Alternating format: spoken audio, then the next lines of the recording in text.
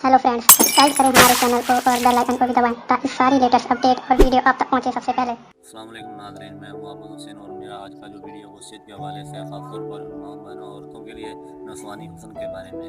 तो मैं वीडियो शुरू करता हूं। नस्वानी हुस्न में ख़ासतौर पर औरतों माँ बहनों कमी होती है, तो वो आप ये तरीका ये इख्तियार करें कि आपने कोई भी तेल ले लेना है, उसकी रोज़ाना अपना कोई भी तेल लें, उसको रोज़ाना अपनी नाक में लगाएं और जैतून के तेल की अपने ब्रेस्ट पर मालिश करें। और आम जो हैं वो बाकसरत से खाएं। आम का अब सीज़न है, लेकिन आम का सीज़न जो है वो आ रहा है।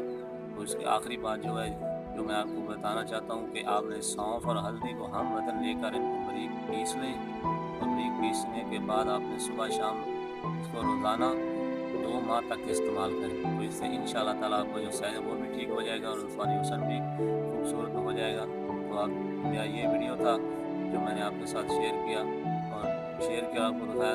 और आने वाली वीडियो तक के लिए मैं आपसे इजाज़त चाहता हूँ। अल्लाह हाफ़िज़।